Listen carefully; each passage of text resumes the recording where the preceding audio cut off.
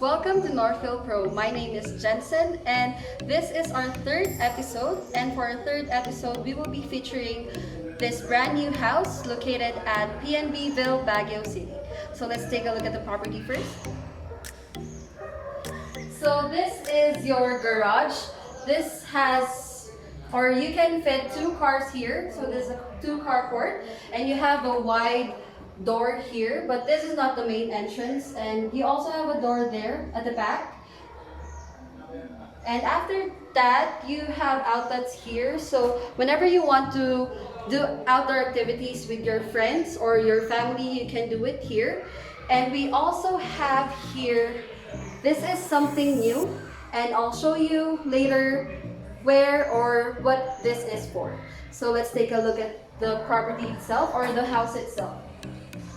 Before we enter the house, we have here a wide space for your plants. So it's up to you on how you want to make this part beautiful. So you can add in plants or whatsoever you like. So let's take a look at the property. So the property has 100 square meters lot area and the floor area is 200 square meters. This property has 3 bedrooms and 5 bathrooms, and the property is Wi-Fi and cable ready. So let's take a look at the property inside. So here is your receiving area, and we have here your wide space for your living room with a wide window. So here is your Wi-Fi and cable ready. This is also for your living room if you want to set this as your living room. And right here, we have this big door, sliding door, going out of the garage. So let's take a look. Once you open the garage or the door, it will lead you to the garage. So it's an easy access to your garage. And the glass is a reflective glass, so they wouldn't see what's inside your house. So we also have here a wide space for your formal dining area. So you can put your dining area here. And right here is your countertop. This is made out of quartz. This is better than granite kasi mas madali siyang linisin and it's more durable. So we also have here your built-in exhaust, and we have here your countertop stove. And under your countertop stove, you can put your oven here. And by the way, this wood is made out of mahogany. So matibay talaga siya. And this is your this is a provision for your gas tank. So pwede mo siyang ilagay dito, or ganun talaga yung ano niya, ganun talaga siya gawa. Ano ba yun? So may butas dito para makonect siya sa stove mo. And we also have here your provision for your spices. So very cute siya. And we also have here provision for your oven, or sorry, your microwave. So may outlets siya dyan, so hindi ka mahihirapan or hindi mo na kailangan gumawa pa ng outlets. Kasi meron na siya sa loob. And we also have here mga storage area. Ikaw na bala kung ano gusto mong ilagay dyan para mas madaling magluto. So we have here a door. Inside this, or in this room is your storage area. Pwedeng gawing storage area to or maid's quarter. Ikaw din bahala. And it has a vent para hindi kulob yung air.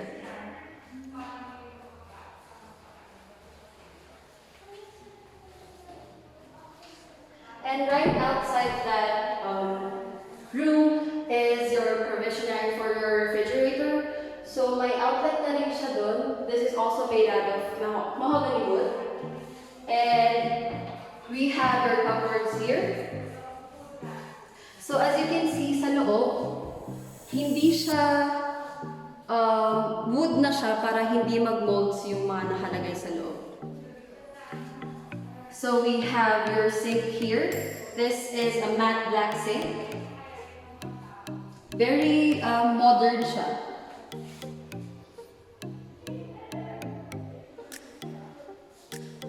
And we have here, pag naghuhugas kayo, di ba nakakairita pag may jewelries kayo. So, you can remove your jewelries and you can put it here para makapaghugas kayo ng maayos. So, yun yung pinakamaganda dito sa kitchen area.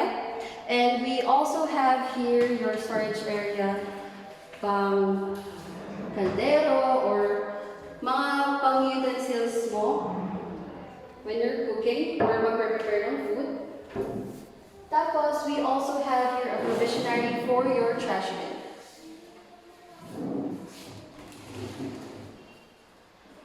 And we also have here a wide space drawer for utensils. Pwede din kaldero dito. Actually, parang mas magandang maglagay ng mga kaldero dito. Your pans. And cupboards din. May dalawa ulit tayo dito. And we have here, this is for your plates. So lahat ng to, nasa slide siya. So you have, mas madali siyang kunin. Meron din tayo dito for your cups, mugs, kahit ano. And we have here the back door. So this door is also the door going to your garage. Wow! So we also have here your bathroom. So this can be for your guests or for your maids or kahit ano. We have here your shower. Di ba maganda yung details ng tiles niya? And iba din yung design niya dito. It's very cute. Yan yung details niya sa loob. So let's take a look at the second floor. Oh, by the way, this house is a 3-story house.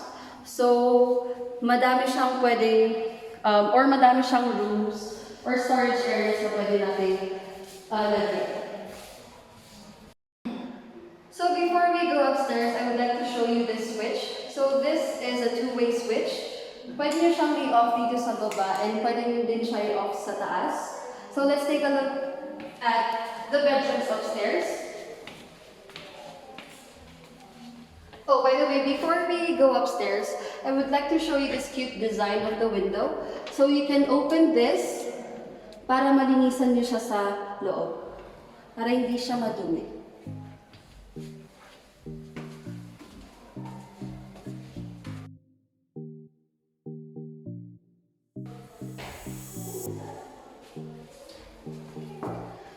Okay, so in the second floor, this is your 3 bedrooms. So this is your foyer. And let's go inside the first bedroom.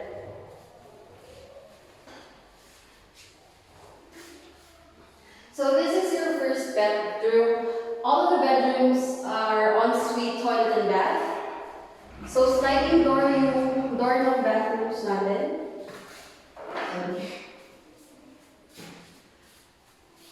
So maganda din yung details nung tiles niya dito. It's very, may mga design siya. Very modern design ng tiles. So we have your shower and your toilet. And I also want to highlight this window. Kasi walang window yung room dito. So may air well siya. Para hindi kulob yung room. We also have here cable-ready area para ilagay mo yung TV mo sa room.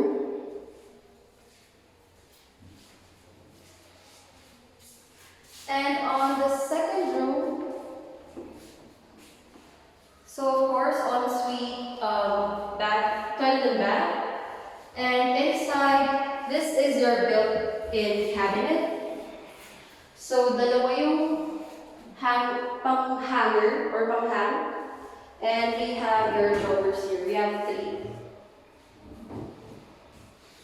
So, yung isang room lang na pinuntahan natin kanina, yun lang yung walang built-in cabinet. And right here, my cable ready din siya dito. So you can put your TV here.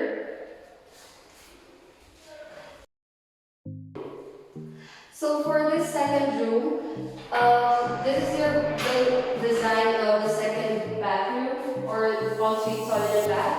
So iba na naman po yung design niyang tiles. So very modern, very cute. Tapos meron din siyang lagyan ng soap, shampoos, and may window din po siya. So, itong room na to may balcony siya. This balcony is called wraparound balcony. So, this is a two-way balcony going to the other room, which is the master bedroom. So, dito na lang tayo dumaan para makita nyo rin yung view ng balcony dito sa second floor.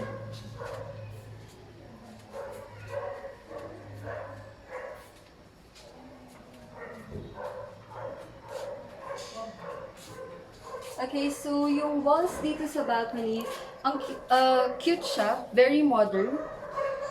And when you open this door, this is the door for your master bedroom. So in the master bedroom, meron tayong wide window, and we also have hanging lamps, and the built-in cabinets. This is called his and hers cabinet. So para sa mag-asawa, you have a cabinet for your wife. Half of that is the cabinet for your husband. So let's take a look at the bathroom for the master bedroom. Ensuite toilet and bath. So hindi siya sliding door. As you can see, maganda yung design ng door ng bathroom. And mas maganda yung design ng master's bedroom kasi may glass siyang, ano tawag dito?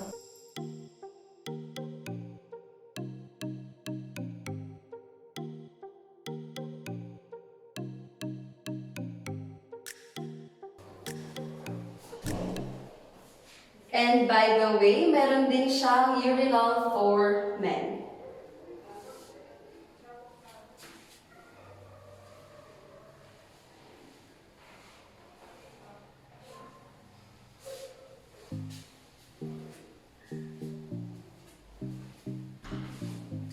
Okay, so cable ready din yung master's bedroom. And I like you to see the lights here. Pag may vacation kayo or you want to go out, you can turn on this light para hindi mukhang walang tao sa loob. So whenever you go out or go on vacations, pwede nyo siyang i-on para hindi magmukhang walang tao sa loob. Okay, so let's take a look at the third floor. Actually, the third floor is one of my favorites here sa property na to. Before we go to the third floor of this property, I want to show you the modern design of the ceiling.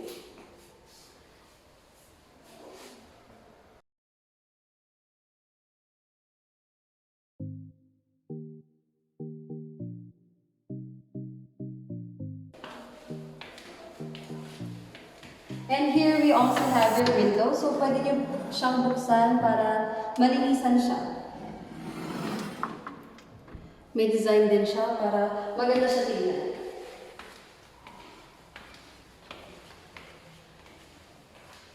So this is the third floor. I want to show you this part first. So my white space siya dito. This is recommended for your laundry. Kung gusto nyo magtupi dito or lagyan ng linen, pwede din. And this ensuite bath or toilet lang, this is for your laundry area. So may buta siya doon for your dryer or your washing machine. And yung tiles niya very modern. Iba na naman yung design ng tiles niya. And this is my favorite part of this property kasi dito pwede yung gawing gaming area or gym, or you can hang out with your friends here. You can drink here and kayo bahala. So we have your sliding Oh my sliding God! door.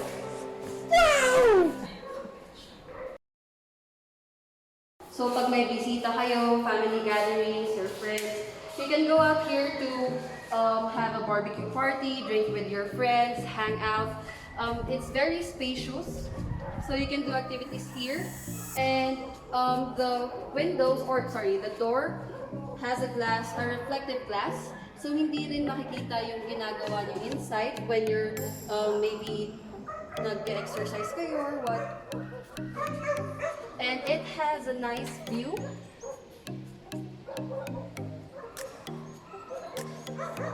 You also have here your outlets. Pag may electric grill kayo or you want karaoke time, you can put your TV here or your karaoke set.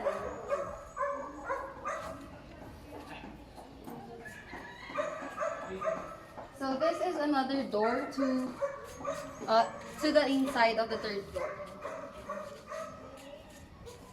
So ito na yung nabanggit ko from the first floor or the garage. So yung use po nung kanina is for your water, para sa water tank nyo. So if you want to have your water delivered, hindi na kailangan itaas pa yung hose. So pwede nyo lang siya isaksak doon and the water will come here or come in. And another part of this house is there's a storage area or provisionary area for your generator. And you also have here the air well, yung binanggit ko kanina sa rooms na walang windows. Okay, so that's it for our property. So let's just do a recap. So this property has 100 square meters of lot and the floor area is 200 square meters with 5 bathrooms and 3 bedrooms. All of actually this house ready na siya para tirahan. So we also have your fire extinguishers here and meron na din siyang mga emergency lights pag nag-brown out. So that's it for our episode number 3. Thank you very much for watching and don't forget to like, subscribe, and hit the notification bell. Once again, my name is Jen and thank you very much for watching.